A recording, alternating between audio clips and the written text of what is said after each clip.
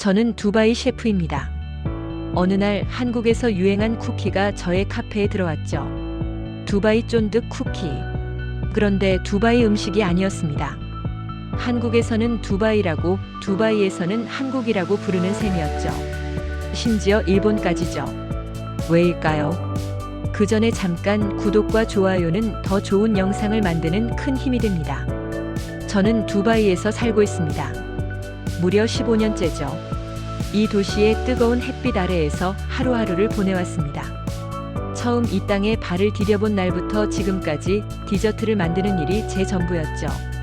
카페의 주장으로서 매일 아침 눈을 떠면 가장 먼저 떠올리는 건 오늘 어떤 디저트를 만들 것인가였습니다. 피스타치오 바클라바의 황금빛 층층이, 쿠나파의 바삭한 식감.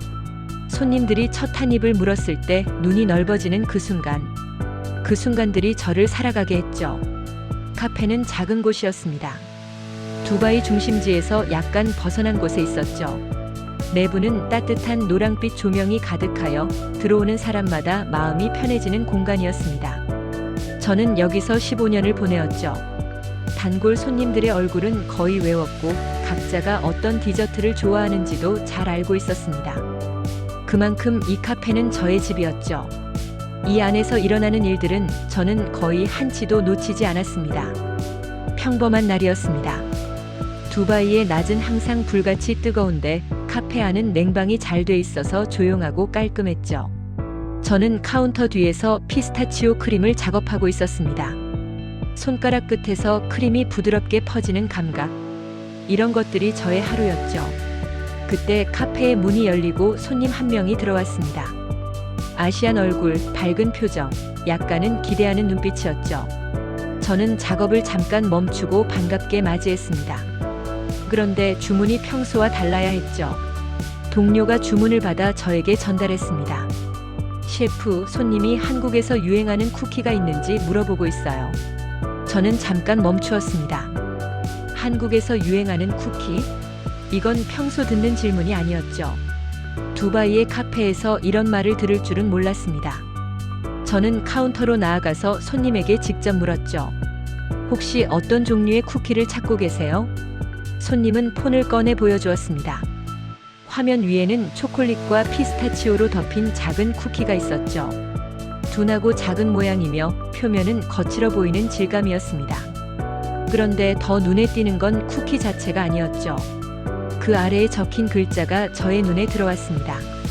두바이 쫀득 쿠키. 저는 속이 멈추는 것 같았습니다. 완전히 처음 듣는 말이었죠. 두바이에서 15년을 살았고 수백 종류의 디저트를 만들었지만 이 이름은 한 번도 들어본 적이 없었습니다. 제 카페에서도 두바이의 다른 유명한 디저트 가게에서도 이런 이름의 디저트는 본 적이 없었죠. 아무리 머리를 돌려 떠올려도 떠오르지 않는 이름이었습니다. 두바이 쫀득 쿠키라는 건 제가 아는 세상 밖의 것이었죠. 이건 우리 두바이에서 만든 건가? 아니면 완전히 다른 곳에서 온 건가? 제 머릿속에서 작은 의문이 깜빡이기 시작했습니다. 저는 차분하게 손님에게 말했죠. 죄송합니다. 이 이름의 쿠키는 우리 카페에 없습니다. 손님은 실망하지 않고 오히려 환하게 웃으며 말했습니다. 그런가요? 한국에서 엄청난 유행이에요. 그리고 다른 디저트를 주문하고 카페를 나갔죠. 카페의 문이 닫히는 소리가 들었습니다. 그리고 카페 안은 다시 조용해졌죠. 그 순간 저는 카운터에서 폰을 꺼내었습니다. 두바이 쫀득 쿠키라는 키워드를 검색했죠. 그리고 결과가 쏟아지기 시작했습니다. 영상, 사진, 댓글. 수백만 건의 내용이 눈앞으로 밀려왔죠. 제 손가락이 잠깐 떨었습니다. 이 작은 쿠키가 과연 무엇인지, 왜 내가 사는 도시의 이름을 달고 있는지. 이건 단순한 주문이 아니었죠. 이건 제 세상에 균열을 내는 작은 시작이었습니다. 폰 화면이 밝게 빛나왔습니다. 카페 안은 조용했죠. 저는 카운터 뒤에 기대서 검색 결과를 하나씩 클릭하고 있었습니다. 영상이 하나 열렸죠. 한국의 누군가가 작은 동그란 것을 만드는 과정이 나왔습니다. 마시멜로를 녹여서 부드럽게 반죽하는 장면. 그 안에 피스타치오, 스프레드와 카다이프를 섞은 속재료를 넣는 장면. 그리고 코코아 파우더를 통통 뿌리는 장면. 저는 눈을 떼지 못했죠. 영상 아래의 댓글이 폭발적이었습니다. 맛있어 보인다. 꼭 먹어보고 싶다. 이런 종류의 반응이 수천 건이었죠. 조회수는 100만 건을 넘어가고 있었습니다. 저는 다음 영상을 클릭했죠. 여기서도 같은 디저트였습니다. 다시 다음 영상. 여기서도 마찬가지였죠. 이 작은 동그란 것이 한국 소셜미디어 전체를 장악하고 있었습니다. 유튜브, 인스타그램, 어디를 가든 이 디저트가 가득했죠. 저는 깜짝 놀랐습니다. 저는 천천히 영상을 다시 보며 재료를 하나씩 확인했습니다. 피스타치오 스프레드, 카다이프, 마시멜로, 화이트 초콜릿, 코코아 파우더. 이 재료들은 저에게 낯설지 않았죠. 카다이프와 피스타치오는 두바이에서 오랫동안 사랑받는 재료입니다. 두바이 초콜릿을 만들 때도 바로 이 조합을 사용하죠. 카다이프의 바삭한 식감과 피스타치오의 고소한 향이 어우러지는 것. 저는 이 맛을 수백 번은 만들었습니다. 그런데 한국 사람들은 이 재료들을 완전히 다른 방향으로 가져갔죠. 밀가루가 전혀 들어가지 않는 마시멜로 반죽으로 겉을 만들었습니다. 찹쌀떡과 비슷한 식감을 구현한 셈이었죠. 이건 우리가 알던 방식과는 전혀 다른 접근이었습니다. 저는 폰을 내려놓고 잠시 생각했죠. 이건 두바이 디저트가 아니었습니다. 이건 한국에서 새로 만든 디저트였죠. 두바이 초콜릿의 재료에서 영감을 받아서 한국식으로 재해석한 것이었습니다. 이름만 두바이였고 실제로는 한국의 창의력으로 탄생한 음식이었죠. 그러면 왜 두바이라는 이름을 붙인 건가요? 바로 두바이 초콜릿 안에 들어가는 피스타치오, 스프레드와 카다이프 때문이었습니다. 두바이 초콜릿이 먼저 유행했고 그 재료를 활용해서 새로운 디저트가 만들어진 셈이었죠. 마음 한쪽에서 이상한 감정이 올라왔습니다. 속상함이었을까요? 아니면 당혹감이었을까요? 그냥 단순한 호기심이었을 수도 있었죠. 두바이에서 살아온 15년 동안 저는 이 도시의 디저트 문화를 깊이 알아왔습니다. 피스타치오 바클라바, 쿠나파, 두바이 초콜릿. 이런 디저트들은 두바이의 정체성 그 자체였죠. 그런데 그 정체성이 완전히 다른 곳에서 새로운 형태로 다시 태어난 셈이었습니다. 우리가 만든 것이 아닌 우리를 상상한 것이었죠. 저는 다시 폰을 들었죠. 한국에서 두바이 쫀득 쿠키를 검색한 사람들의 수를 확인했습니다. 숫자가 눈앞에서 계속 올라가고 있었죠. 배달 앱에서 검색량이 한 달 사이에 수십 배 폭증했다는 기사도 있었습니다. 카페마다 품절 사태가 일어나고 있었죠. 줄을 서서 사는 디저트라는 글도 보였습니다. 한 개에 수천 원에서 10,000원 이상까지 팔리고 있었죠. 이 작은 마시멜로 볼 하나가 한 나라를 흔들고 있었습니다. 저는 카페의 냉장 진열장을 바라보았죠.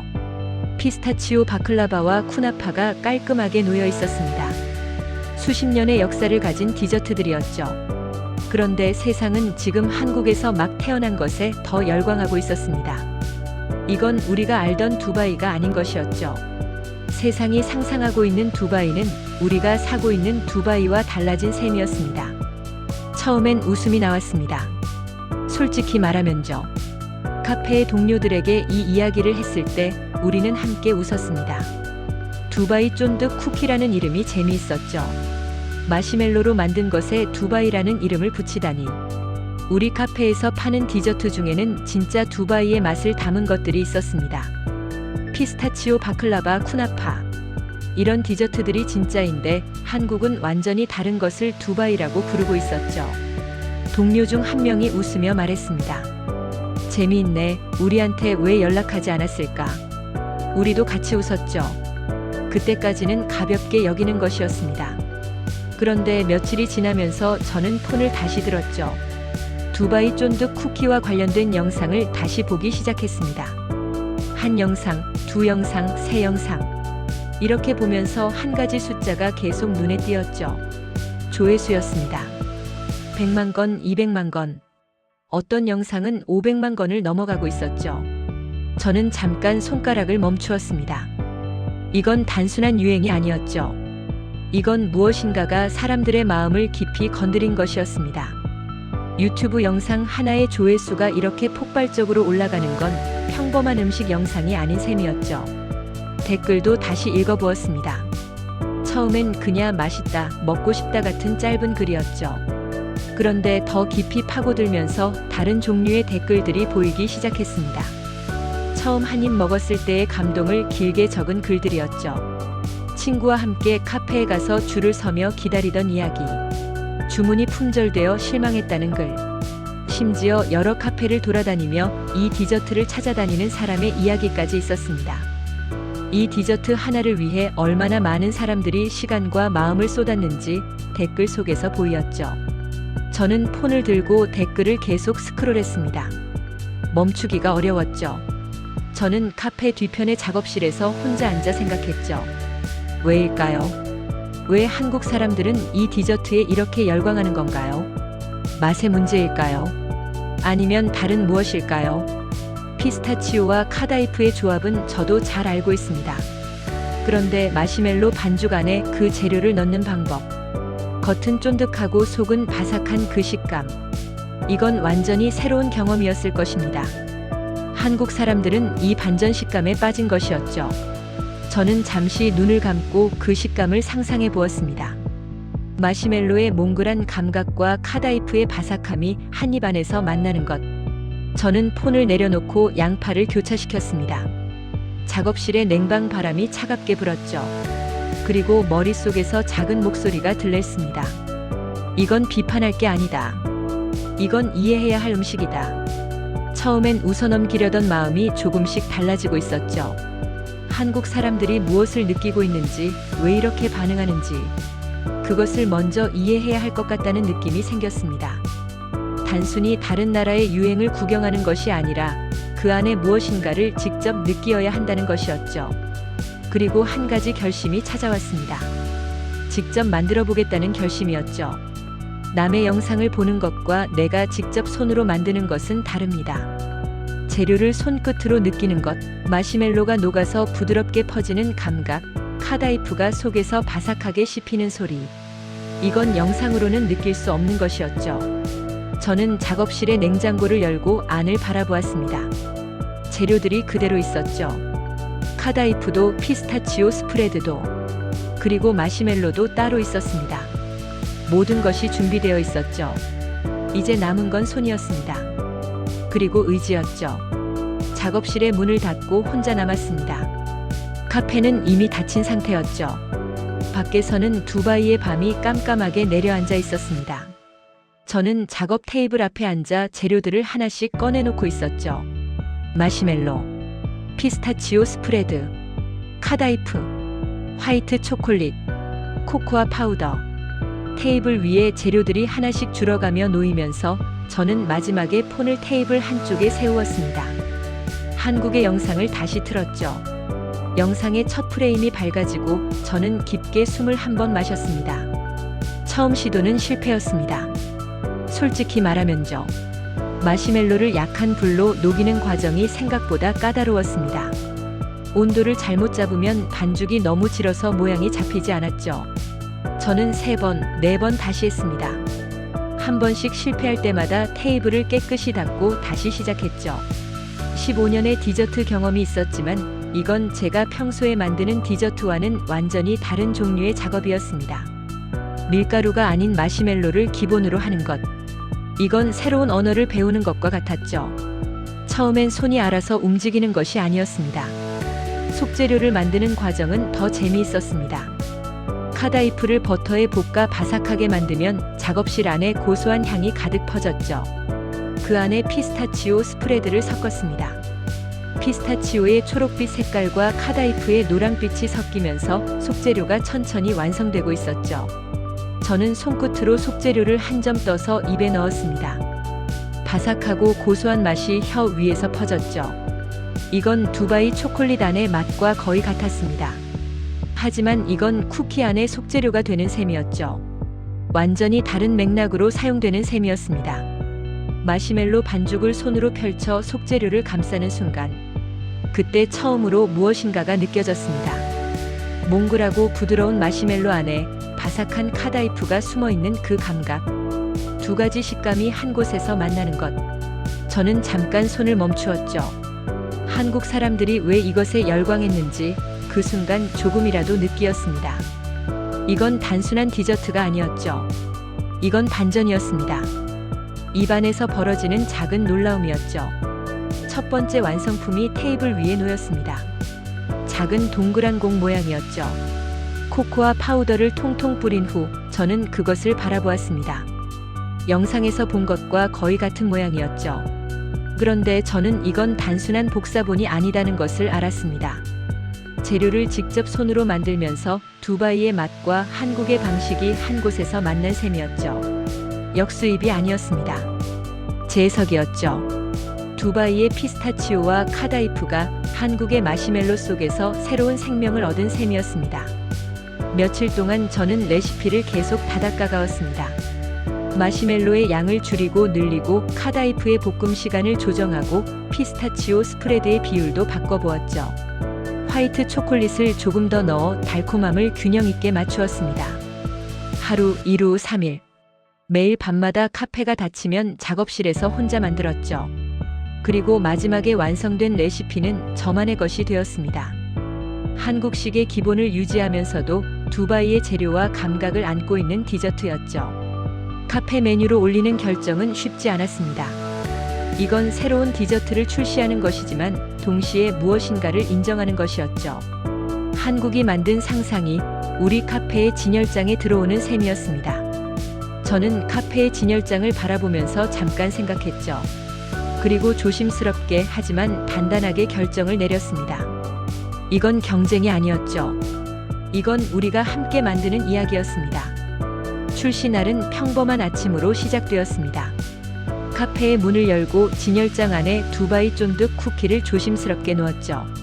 작은 종이 카드 위에 이름을 적었습니다. 두바이 쫀득 쿠키. 글자를 쓰면서 손이 잠깐 떨었죠. 이건 단순한 디저트 출시가 아니었습니다. 저는 깊게 숨을 한 번 마셨고 카페의 문을 활짝 열었죠. 그리고 그날의 하루가 시작되었습니다. 아무것도 예측할 수 없었죠. 첫 손님은 오후에 들어왔습니다. 아시안 얼굴의 여자였죠. 진열장을 한눈에 훑더니 눈이 밝아졌습니다. 그것이 여기도 있군요. 저는 웃음을 억제하고 답했죠. 네, 오늘 새로 출시했습니다. 손님은 바로 주문했죠. 그리고 쿠키를 받은 후 폰을 꺼내었습니다. 사진을 찍기 시작했죠. 진열장 앞에서 테이블 위에서 가까이 더 가까이. 각도를 바꾸며 여러 장을 찍었습니다. 저는 카운터 뒤에서 그 모습을 지켜보면서 어떤 감정이 올라왔는지 잘 모르었습니다. 그저 작은 동그란 것 하나가 누군가의 폰 화면을 가득 채우고 있었죠. 그 이후로는 빠르게 달라졌습니다. 두 번째 손님, 세 번째 손님. 모두가 같은 반응을 보였죠. 주문하고 사진을 찍고 폰을 들어 카페를 찬양하고 어떤 손님은 카페의 간판까지 찍었습니다. 저는 왜 간판을 찍는지 처음엔 이해하지 못했죠. 그런데 그 저녁 카페가 닫히고 작업실에서 폰을 열었을 때 답이 보였습니다. 누군가가 카페의 이름과 두바이 쫀득 쿠키의 사진을 함께 올린 영상이 소셜미디어 위에 올라가 있었죠. 영상 아래에는 이미 수백 건의 댓글이 달려 있었습니다. 저는 폰을 두 손으로 잡고 영상을 다시 보았죠. 손님이 쿠키를 한 입 물어 먹는 장면이 천천히 재생되었습니다. 영상의 조회수가 빠르게 올라가고 있었습니다. 저는 댓글을 읽기 시작했죠. 그리고 한 줄의 댓글이 눈에 떠올랐습니다. 이거 한국에서 유행한 그 쿠키잖아. 다음 줄. 진짜 두바이에서 파는 건가? 그 다음. 역수입이구나. 저는 폰을 들고 한 줄씩 읽었습니다. 사람들은 이 쿠키가 한국에서 온 것이라는 것을, 그리고 그것이 지금 두바이에서 팔리고 있다는 것을 놀라운 일로 받아들이고 있었죠. 저는 폰을 내려놓고 잠시 작업실의 천장을 바라보았습니다. 마음이 이상하게 가득 차고 있었죠. 설명하기 어려운 감정이었습니다. 다음 날도 그 다음 날도 손님들이 계속 왔습니다. 카페의 문이 열리면 곧 두바이 쫀득 쿠키를 주문하는 사람이 있었죠. 어떤 손님들은 여러 개를 한 번에 사갔습니다. 선물로 드린다고 했죠. 어떤 손님은 카페 안에서 먹은 후 2개를 더 사갔습니다. 남기다는 말을 했죠. 저는 카운터 뒤에서 그 모습들을 하나씩 지켜보며 점점 무엇인가가 깨달아지고 있었습니다. 이 쿠키가 단순한 디저트로 끝나지 않는다는 것을죠. 이건 사람들을 모으는 무엇인가였습니다. 어느 날 점심 무렵 한국 손님 한 명이 카페에 들어왔습니다. 그 손님은 카운터 앞에서 저를 바라보며 웃으며 말했죠. 셰프, 한국에서 유행한 두바이 쫀득 쿠키가 진짜 두바이에서 파는 건가요? 저도 웃었습니다. 그리고 말했죠. 네, 바로 이거요. 손님은 환하게 웃었습니다. 그리고 한마디를 더했죠. 이거 이제 어떤 나라 음식인지 모르겠다. 한국도 아니고 두바이도 아니고. 저는 그 말에서 깨달았습니다. 이 쿠키는 이미 국적을 넘어섰죠. 한국 음식도 아니었고 두바이 음식도 아니었습니다. 이건 세상 전체가 함께 만든 것이었죠. 그리고 그 작은 동그란 것 하나가 우리를 이렇게 연결하고 있었습니다. 경계 없이죠. 카페에 두바이 쫀득 쿠키를 출시한 후 며칠이 지나면서 재미있는 일이 생겼습니다. 손님들이 이 디저트를 부르는 이름이 달라지기 시작했죠. 처음엔 모두가 메뉴 카드 위에 적힌 이름을 그대로 불렀습니다. 두바이 쫀득 쿠키. 하지만 어느 순간부터 손님들은 다른 이름으로 부르기 시작했죠. 한국 쿠키 주세요. 저는 처음 그 말을 들었을 때 잠깐 멈추었습니다. 한국 쿠키라는 이름이 이제 두바이에서 쓰이고 있었죠.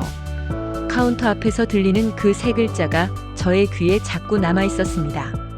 처음엔 한 명이었습니다. 두바이 현지인 손님이었죠. 카운터 앞에서 진열장을 가리키며 말했습니다.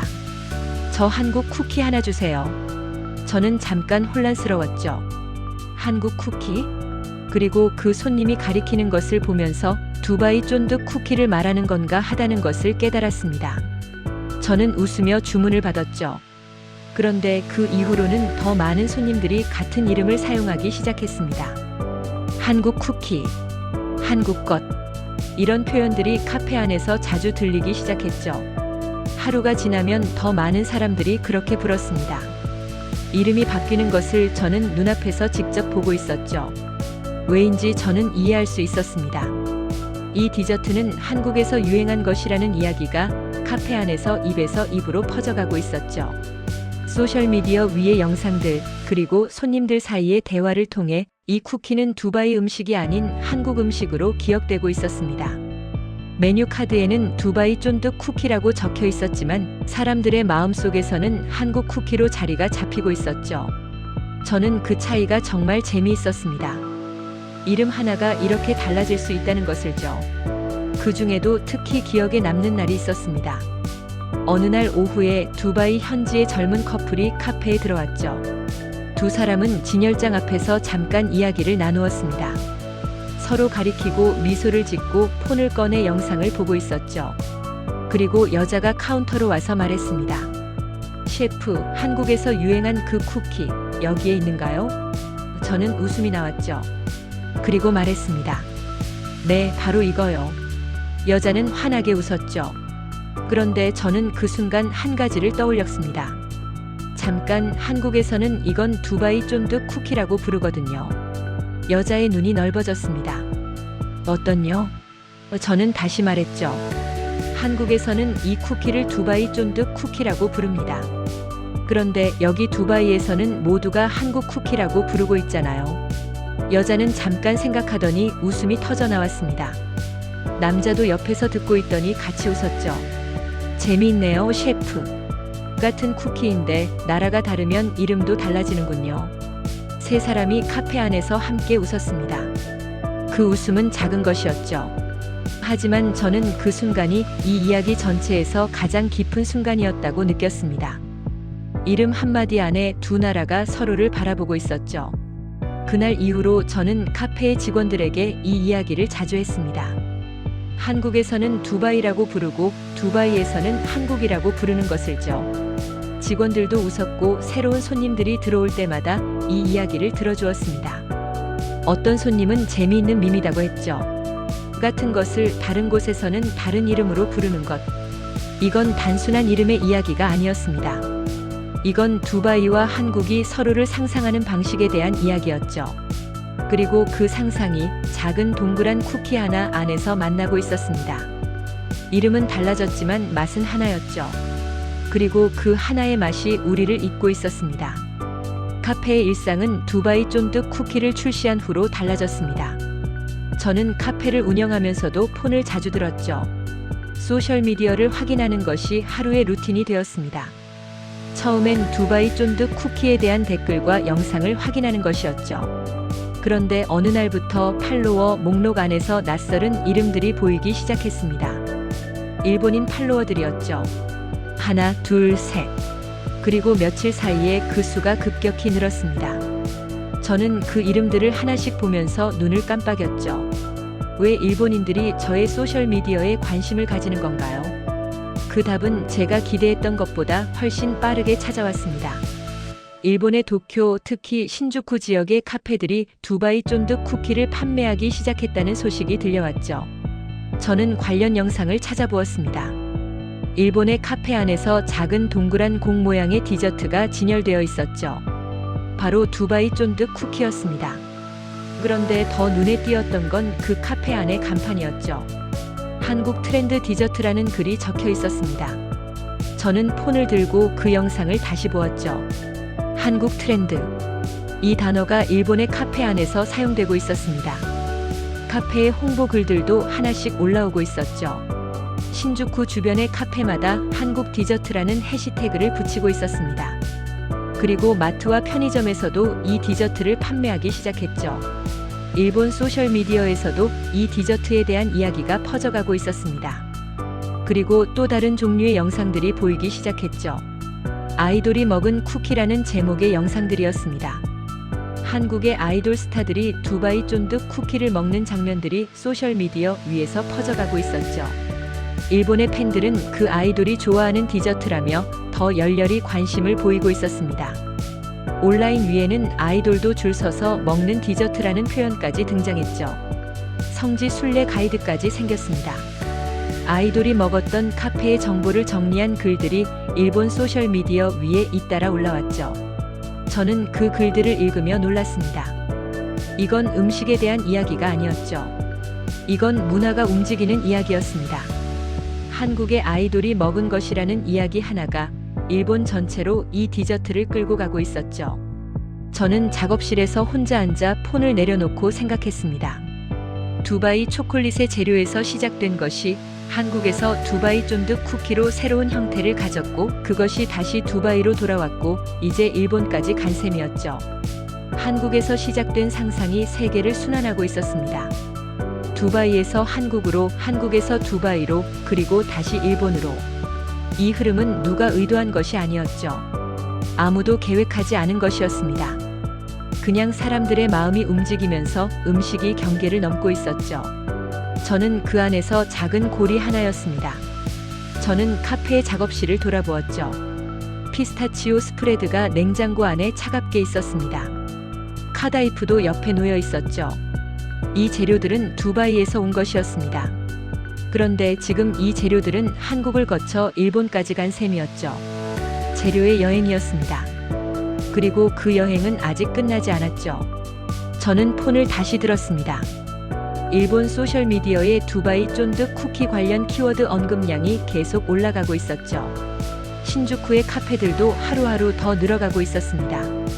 저는 그 숫자들을 보면서 천천히 웃었죠. 두바이에서 한국으로, 한국에서 일본으로. 작은 상상 하나가 세상을 돌아가고 있었습니다. 그리고 그 안에 저도 있었죠. 어느 날 저는 카페가 닫힌 후 작업실의 작은 의자 위에 앉아 있었습니다. 밖에서는 두바이의 밤 공기가 차갑게 불어오고 있었죠. 테이블 위에는 두바이 쫀득 쿠키 하나가 놓여 있었습니다. 코코아 파우더가 통통 뿌려진 작은 동그란 것이었죠. 저는 그것을 오랫동안 바라보았습니다. 이 작은 것이 저의 생각을 이렇게 많이 바꾸었죠. 저는 팔꿈을 테이블 위에 올려놓고 두 손을 모아 그것을 바라보며 눈을 깜빡였습니다. 이 디저트와 저의 이야기는 여기서 시작되었죠. 처음 한국의 영상을 봤을 때를 떠올렸습니다. 두바이 이름이 붙은 디저트가 한국에서 유행한다는 것을 처음엔 이해하기 어려웠죠. 왜 두바이라는 이름을? 그리고 왜 한국인들이 그렇게 열광하는 건가? 그때의 저는 그 답을 몰랐습니다. 하지만 지금은 조금이라도 알아졌죠. 이건 두바이에 대한 이야기가 아니었습니다. 이건 사람들이 서로의 문화를 상상하고 그 상상을 음식으로 만드는 이야기였죠. 그리고 그 상상이 실제로 돌아왔습니다. 저의 카페 안으로죠. 작업실의 테이블 위로죠. 저는 쿠키를 한 입 물었습니다. 몽글한 마시멜로 안에서 바삭한 카다이프가 씹히는 소리가 들려죠. 그리고 피스타치오의 고소한 맛이 퍼졌습니다. 이 맛은 두바이의 맛이었죠. 하지만 이 형태는 한국의 방식이었습니다. 두 가지가 한 곳에서 만나고 있었죠. 저는 천천히 씹으며 생각했습니다. 음식은 참 신기한 것이다. 어떤 나라의 음식이라는 경계가 음식 앞에서는 이렇게 쉽게 사라지는군요. 입안에서 두 나라의 맛이 하나로 섞이고 있었습니다. 저는 그 이야기를 마음속에 깊이 새겼죠. 카페의 직원 한 명이 작업실의 문을 열고 들어왔습니다. 셰프, 오늘 두 쫀쿠 다 팔레러요. 저는 웃었죠. 잘했다. 직원은 문을 닫고 나갔습니다. 저는 다시 혼자가 되었죠. 그리고 잠깐 생각했습니다. 두 쫀쿠.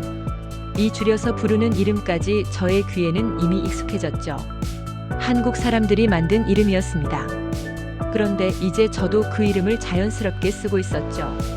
이름 하나가 경계를 넘어왔습니다.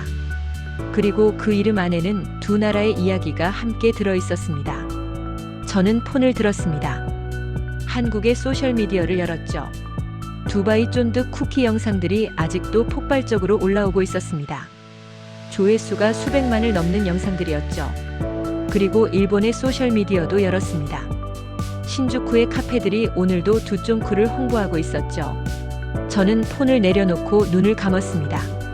두바이, 한국, 일본. 세 나라가 하나의 디저트 안에서 만나고 있었죠. 누구가 계획한 것도 아니었습니다.